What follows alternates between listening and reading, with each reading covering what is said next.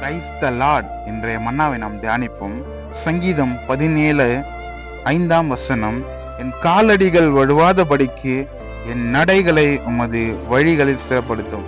பெரிய மாணவர்களுடைய தாவீதின் விண்ணப்பம் வைக்கிறார் ஆண்டவர்கிட்ட வைக்கும்பொழுது, ஆண்டவரே என்னுடைய காலடிகள் வழுவாதபடி, நம்முடைய பாதைகள், நம் நடக்கிற பாதைகள் எல்லாம் ஆண்டவருக்கு பிரியமான பாதையிலே நிச்சயம் நடக்க வேண்டுங்க.